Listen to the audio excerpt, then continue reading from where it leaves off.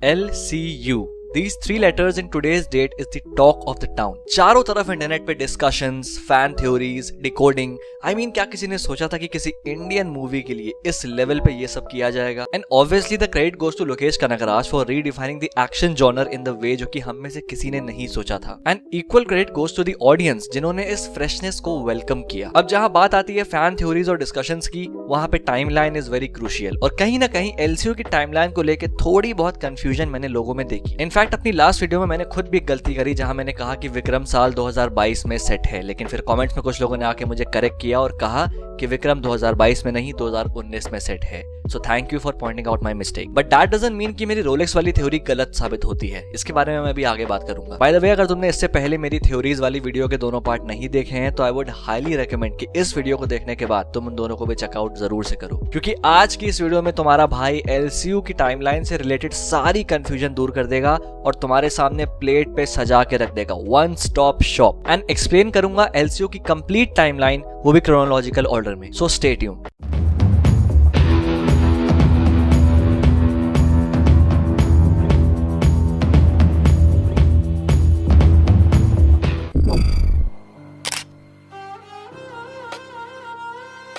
तो विक्रम में दी गई इन्फॉर्मेशन के अकॉर्डिंग यही वो साल है जब गवर्नमेंट ने एक स्पेशल टीम बिल्ड करी सीक्रेट एजेंट्स की दुनिया भर में डेंजरस मिशंस को अंजाम देने के लिए। इनिशियली इस स्क्वाड का नाम था प्रिंस गार्डियन, बट फाइनली इसका नाम चेंज करके कर दिया गया ब्लैक स्क्वाड और इसका चीफ बनाया गया एजेंट विक्रम को, जिसने 12 लोगों की एक टीम को लीड किया जिसको पायलट ब्लैक स्क्वाड के नाम से जाना गया। एंड 100 से भी ज्यादा खतरनाक मिशंस को अंजाम देके ये सरकार के लिए एक वैल्यूएबल एसेट बन गए।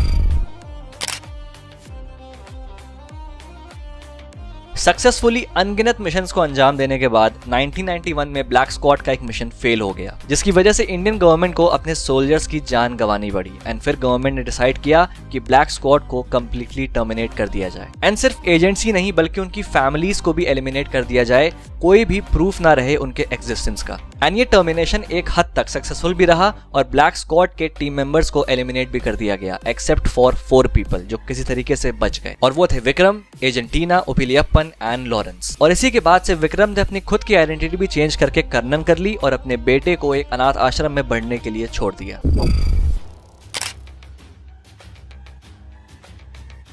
अब जैसा कि हमको विक्रम में बताया गया कि रोलेक्स को 27 साल लगे अपना एम्पायर बनाने में। अब विक्रम सेट है साल 2019 में, अगर इससे 27 साल पीछे जाओ तो आता है साल 1992। एंड यही वो ईयर है जब रोलेक्स ने अपना ड्रग सिंडिकेट बनाना स्टार्ट किया, अगर हम 27 साल के रिस्पेक्ट में देखें तो। अब मेरी लास्ट वीडियो में एक कॉमेंट आया था कि ये गलत है, अगर इतना पहले रोलेक्स ने अपना एम्पायर स्टार्ट किया तो अभी तो रोलेक्स को बहुत बुढ़ा होना चाहिए। क्यों भाई? ये नहीं हो सकता कि उसने 25-30 की उम्र को छोड़ के 15-16 साल की उम्र में ये हरामी बने स्टार्ट कर दिए हों। अब तो जस्टिफाइड है। एंड ये जो 1992 का टाइम है, आई एम 100% श्योर कि ये रोलेक्स की स्टैंड अलोन मूवी में हमको जरूर दिखाया जाएगा। एंड ये वही ईयर है जहां एलसीयू के थानोस रोलेक्स का ओरिजिन स्टार्ट हुआ।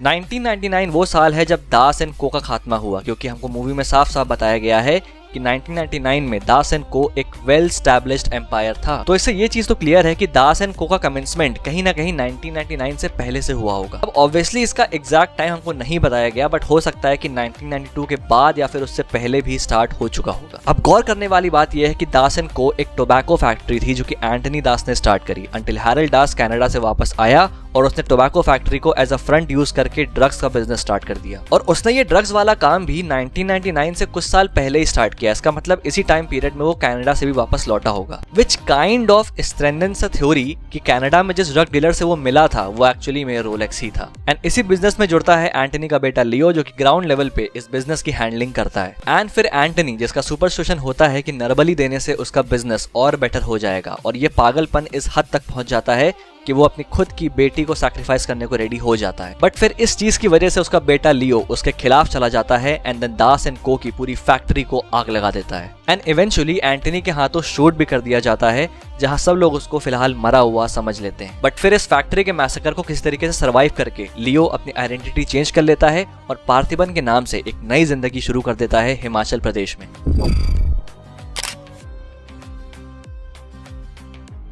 यहाँ से कहानी शुरू होती है दिल्ली की, जो कि एक टाइम में पूरी तरीके से गुंडा था, लेकिन फिर एक लड़की से मुलाकात होती है, उससे उसको प्यार हो जाता है एंड देन उसकी वजह से वो अपनी लाइफ पूरी टर्न अराउंड करके उससे शादी करके एक सिंपल लाइफ जीने लगता है। बट फिर आता है साल 2009 जब दिल्ली और उसकी वाइफ पे कुछ गुंडे अटैक कर देते हैं और अपनी वाइफ को बचाने के चक्कर में दिल्ली उन सारे गुंडों को जान से मार देता है, जिसकी वजह से उसको 10 साल की जेल हो जाती है। एंड इसी के कुछ वक्त बाद उसकी बेटी अमुदा पैदा हो जाती है, जिसके बारे में दिल्ली को नहीं पता होता है।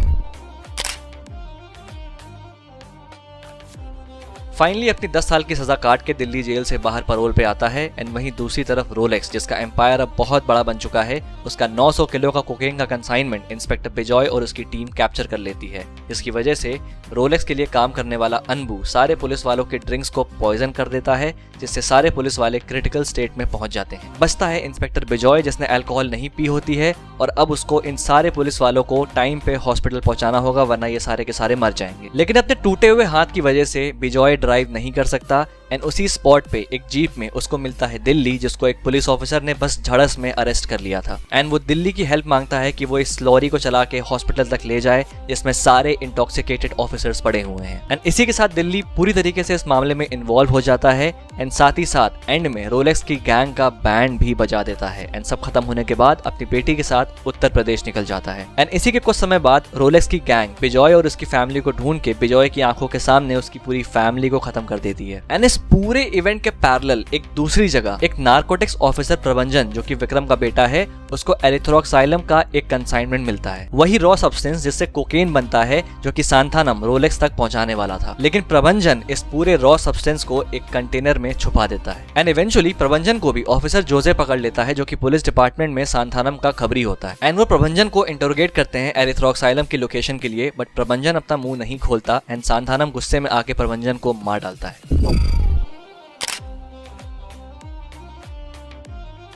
प्रबंजन के डेथ के 3 महीने बाद विक्रम, जो कि कर्णन की आइडेंटिटी के साथ जी रहा होता है, अपनी डेथ को फेक करता है। एंड मास्क पहन के एक टीम बना के, जिसका हिस्सा बिजॉय भी होता है, इस सिंडिकेट से जुड़े हुए सारे लोगों को मारना स्टार्ट कर देता है। एंड उसकी इस पूरी क्वेस्ट के चलते उसकी टीम में अमर भी शामिल हो जाता है, जिसकी वाइफ को सांथानम मार डालता है। एंड विक्रम अपने पायलट ब्लैक स्क्वाड मेंबर्स और अपनी टीम की हेल्प से सांथानम को भी खत्म कर देता है, एंड एरिथ्रोक्साइलम के पूरे कंसाइनमेंट को भी। एंड इन सब के चलते रोलेक्स को भी बाहर आना पड़ता है, क्योंकि अमर, दिल्ली और विक्रम के कारनामों की वजह से रोलेक्स के ड्रग सिंडिकेट में एक बहुत बड़ा सेटबैक आ जाता है। एंड नाउ रोलेक्स डिसाइड्स कि वो सब कुछ रिबिल्ड करेगा, बट उससे पहले दिल्ली, अमर और विक्रम के सर पे एक बाउंटी रखी जाती है। एंड जो भी इन तीनों को मारेगा, रोलेक्स उसको माला माल कर देगा। And without his knowledge Vikram ये सब कुछ उसी के लोगों के बीच खड़े होकर सुन रहा होता है। And Rolex becomes his next target.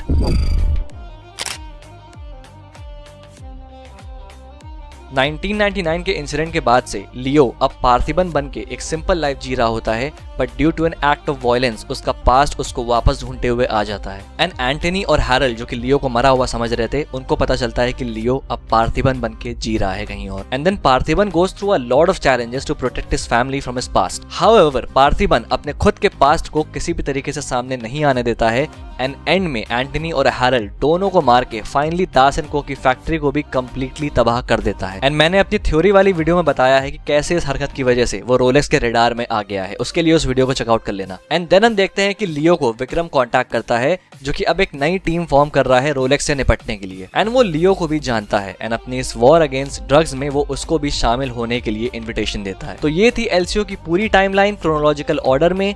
अब ऑब्वियसली जो फ्यूचर एलसीयू मूवीज हैं, स्पेशली कैथी 2 जो कि इस लाइनअप में नेक्स्ट है, उसका टाइमलाइन क्या होगा ये तो वक्त ही बताएगा। बट पर्सनली मुझे ऐसा लगता है कि कैथी 2 विक्रम और लियो के बीच में ही कहीं सेटअप होगी। बाकी तुम्हारे क्या थॉट्स हैं तो मुझे कमेंट बॉक्स में लिख के बता सकते हो, और अगर वीडियो पसंद आए तो लाइक बटन हिट कर देना।